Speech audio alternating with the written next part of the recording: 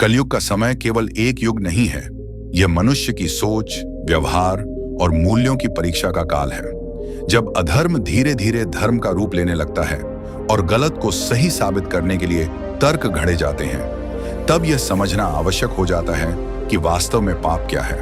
अक्सर लोग मानते हैं कि चोरी, हत्या, झूठ या हिंसा ही सबसे बड़े पाप हैं, लेकिन श्री कृष्ण के संदेश इससे कहीं अधिक गहरे और सूक्ष्म हैं।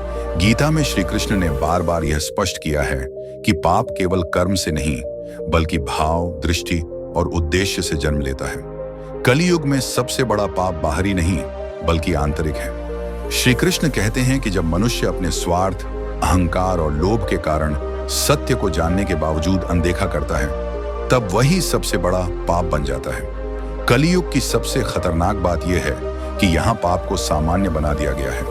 लोग कहते हैं, आज के जमाने में ऐसा तो चलता है। यही सोच धीरे धीरे आत्मा को कमजोर कर देती है। श्री कृष्ण ने महाभारत के युद्ध से पहले अर्जुन को समझाया था कि अधर्म का सबसे भयावह रूप तब होता है जब मनुष्य गलत को पहचानते हुए भी चुप रह जाता है। कलयुग में यही सबसे आम स्थिति है। अन्याय होते देखना, लेकिन अपनी सुविधा के कारण विरोध न करना।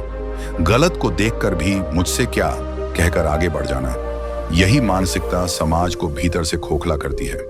कलयुग का मनुष्य अक्सर धर्म को कर्मकांड तक सीमित कर देता है। मंदिर जाना, पूजा करना, व्रत रखना, सब कुछ होता है, लेकिन व्यवहार में करुणा, ईमानदारी और संयम का अभाव होता है। श्री कृष्ण ने स्पष्ट कहा था कि धर्म का वास्तविक स्वरूप आचरण में होता है, दिखावे में नहीं।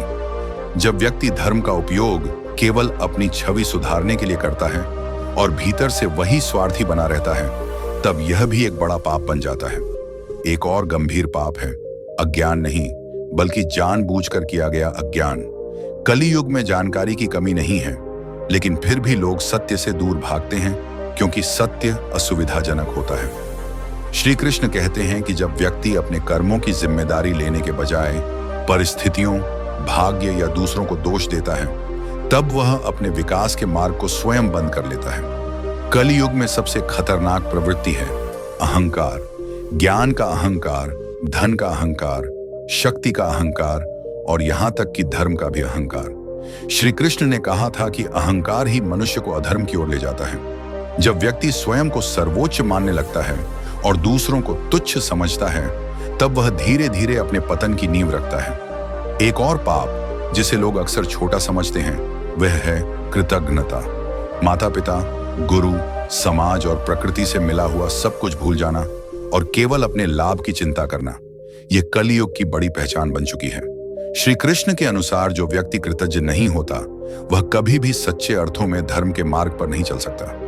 कलियुग में पाप का एक स्वरूप यह भी है कि मनुष्य सत्य को अपने अनुसार बदलने लगता है। सुविधा के अनुसार नियम बनाए जाते हैं, नैतिकता को परिस्थिति के अनुसार मोड़ा जाता है। श्री कृष्ण कहते हैं कि सत्य सदा एक ही रहता है, उसे समय या लाभ के अनुसार बदला नहीं जा सकता। जो व्यक्ति ऐसा करता है, वह धीरे धीरे अपने अंतर्मन की आवाज खो देता है।